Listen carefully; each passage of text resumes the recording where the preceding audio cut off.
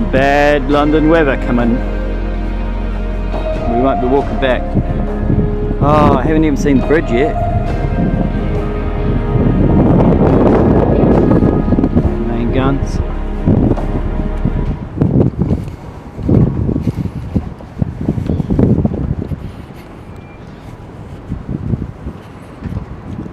Hope that rain stays away for a little bit. Right up at the front of the ship.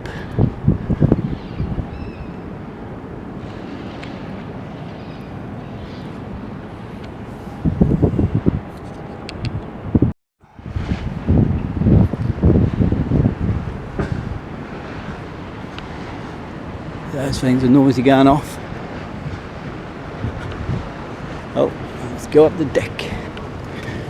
Admiral's Bridge, eh?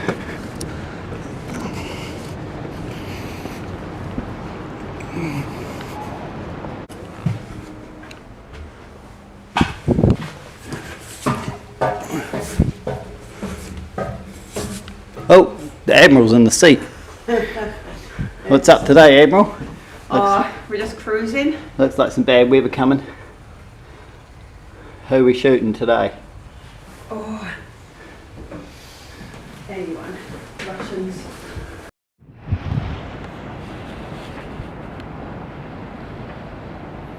Don't think so. That could be the King. What King? The Queen. Oh, the Queen's father. Yeah.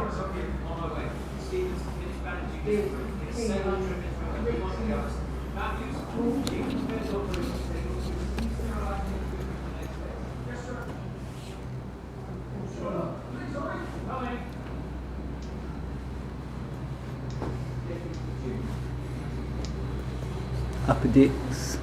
Just 8:14. Oh yeah. I've kind of given up on the audio.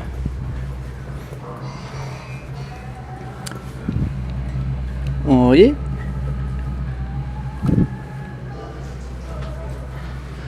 Sailor's shop. Sailmakers. Lower deck shower rooms. We need to check that out.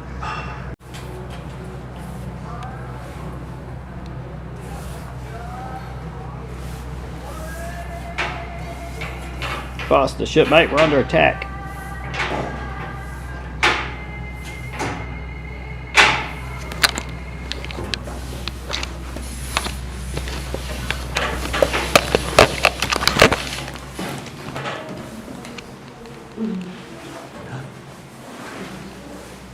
Did you want to go first? We are allowed down here, aren't we? That says no entry on the steps.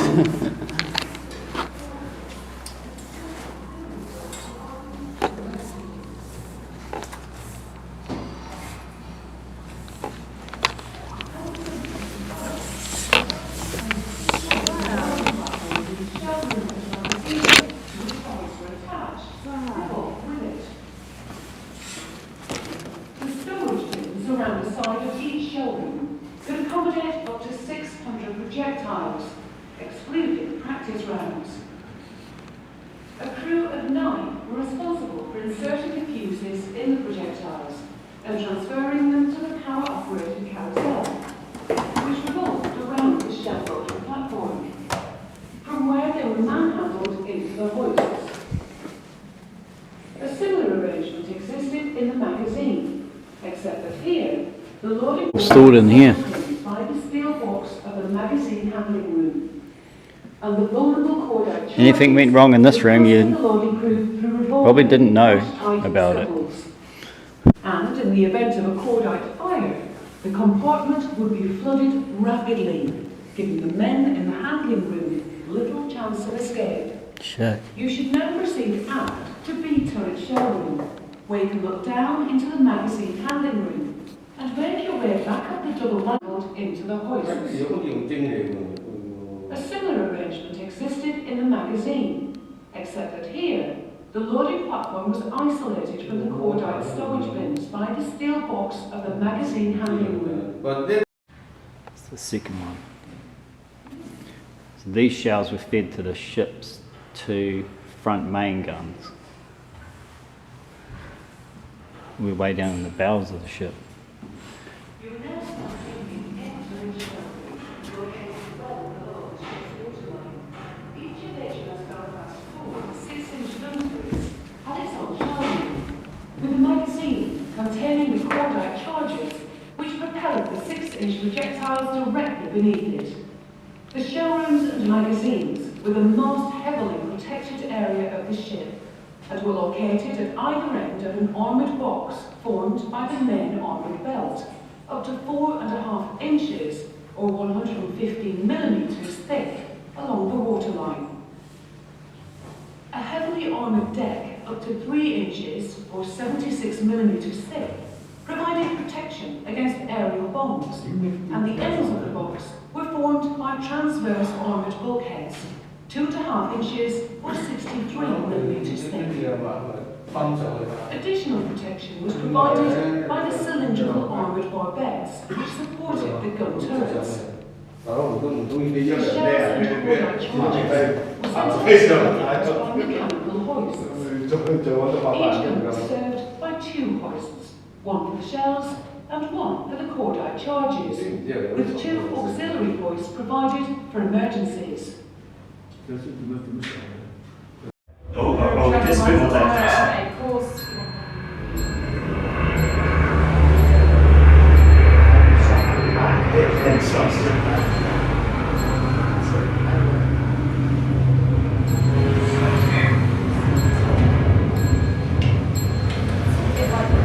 Left to right. It's the other way around. Yeah, dyslexia. Very careful choosing.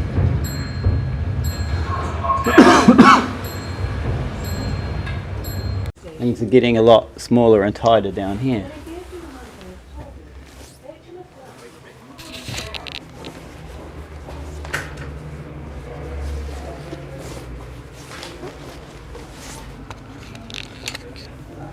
Soap and tobacco store.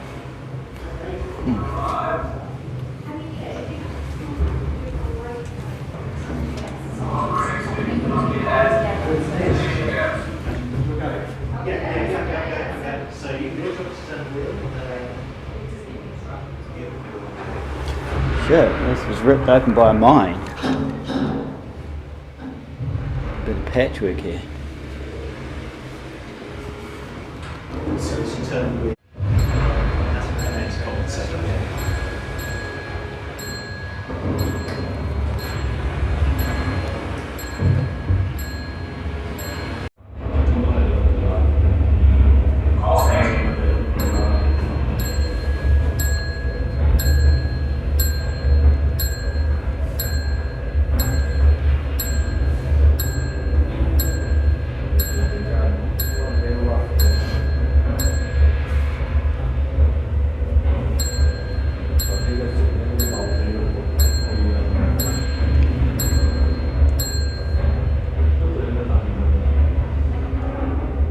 Oh, you missed the rocks.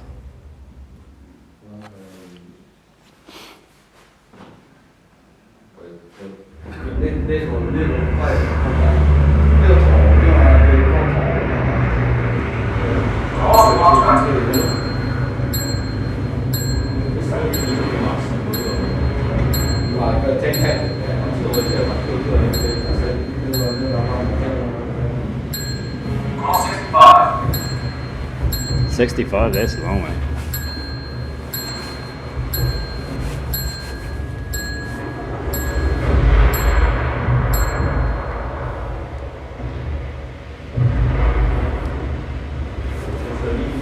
Oh, not bad.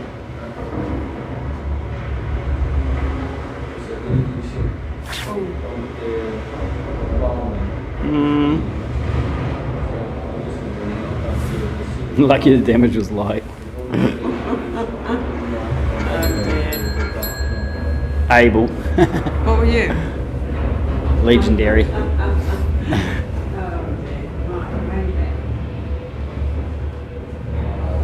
Call 60.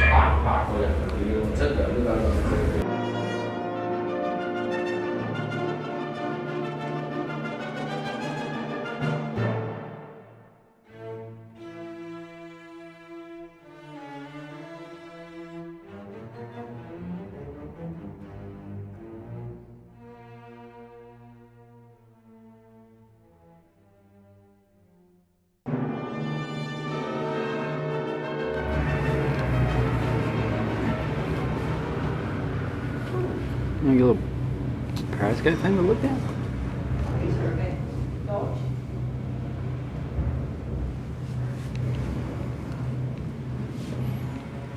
He steered the ship from way down here, where he's protected.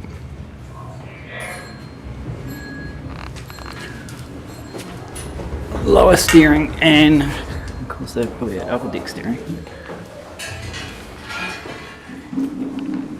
There would have been two wheelhouses.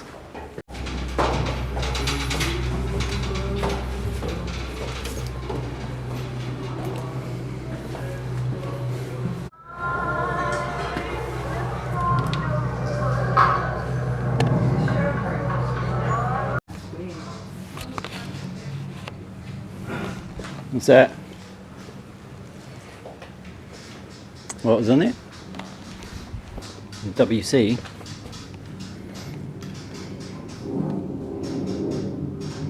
I wonder why they only had 4 beds.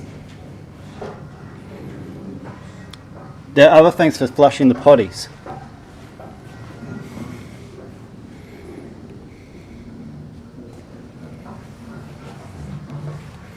I know that because I've had to clean one of those traps out at a hospital. Were the men small or something? Because I could not fit in those bunks. In 1950, the crew of HMS Belfast were docked in Japan when North Korea invaded South Korea. The United Nations deployed forces to liberate South Korea and push back the North Koreans. The Royal Navy were called into action, and Belfast rearmed and set sail for Korean waters. The ship and its crew were in almost constant action against the communist North Koreans and Chinese for the next 2 years. This is the story of the ship's surgeon, Tony Rowan, and how on the 15th of July 1952 he operated to save the lives of 16 people in this very sick bay. Sir, we need you in the torpedo workshop. We've just brought another casualty on board. There's bodies and stretchers lying in the corridors up here. On my way. Stevens, finish bandaging this wound. Get a saline drip into him and move on to the others. Matthews, clean and prepare the operating table and continue sterilising the equipment for the next case. Yes, sir. Sir, please hurry. Coming! 15th of June, 1952.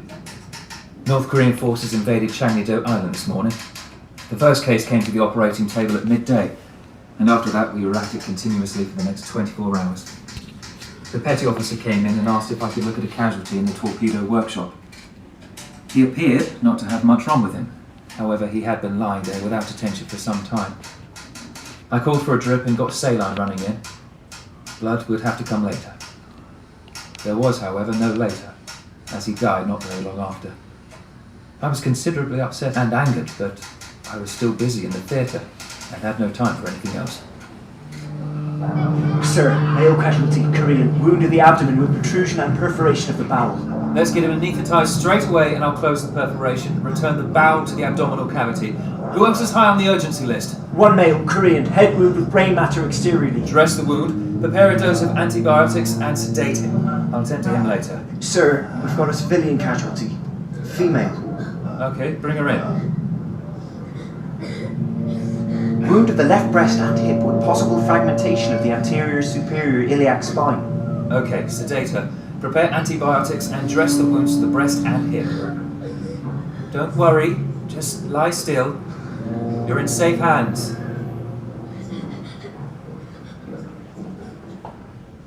We dealt with 16 cases all told. Some of them serious indeed. A surprising number of the wounded made recoveries, even some of the worst.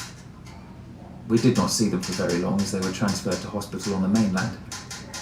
They were nearly all Koreans, but I never did discover who were North Koreans or South Koreans.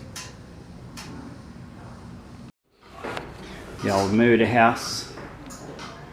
You got your teeth pulled out.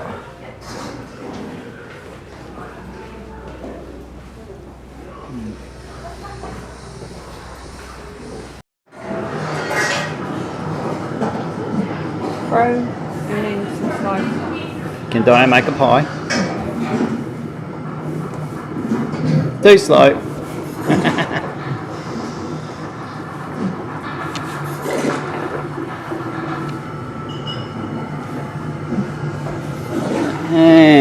cooking big masses of food at a time. Or if it could be locked down in case of rough weather maybe. There was a couple of potatoes. Sure. Chef's pet. I've just cooked the chef's pet monkey. Does that mean you can't? Monkey soup.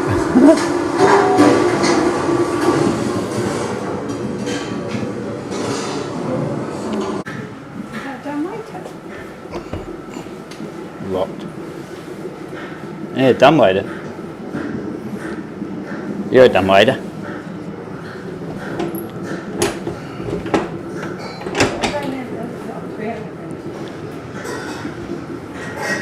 Oh wow. Potato pea, let's go.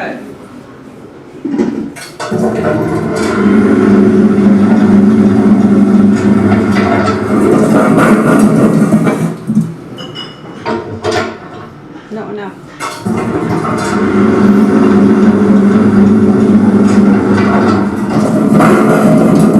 That's cool, shows you how it works. Just dump the potatoes in there and peel them for you. That's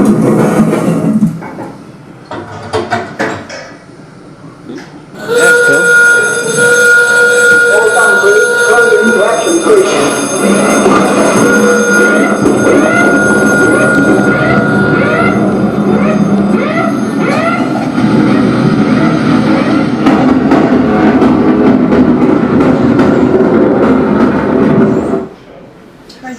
Drop the potatoes and man the guns.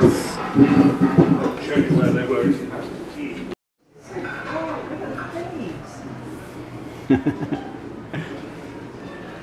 Pace? What do you want, love? Chips? Sausage? Whatever that is. Mash, maybe gravy. Put some oil in.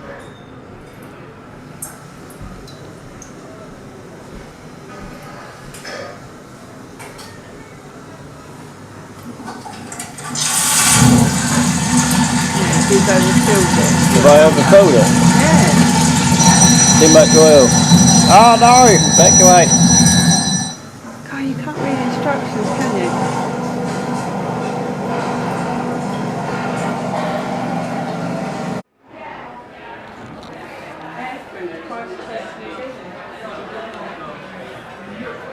Huh. Lamb from New Zealand.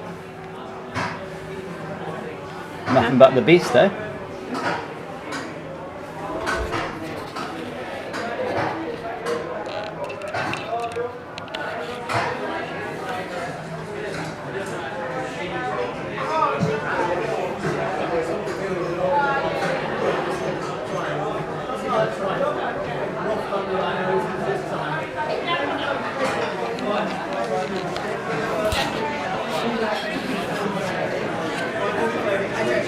I thought maybe that was a recording of people piping popular music and radio shows across the ship to lift morale.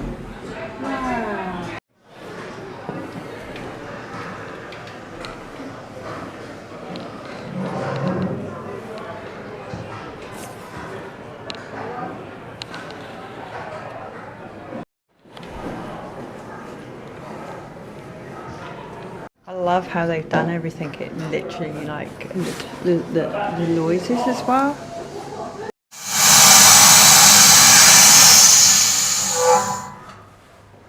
The laundry crew were Chinese and slept down in here.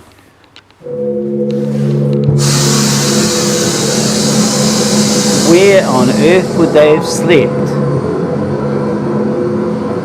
On a pile of laundry, I'm guessing. Doesn't seem to be room to sleep in here.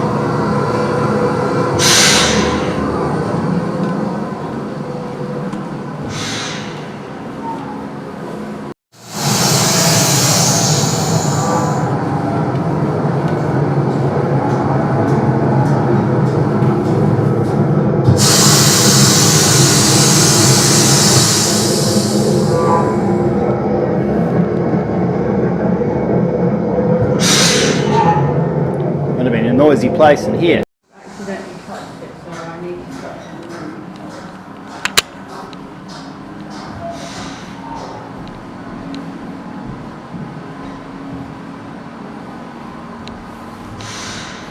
swim prop.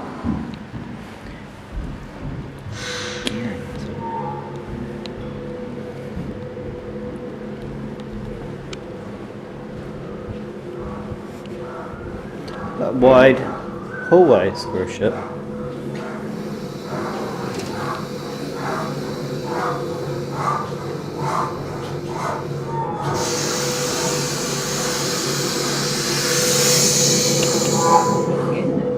This way.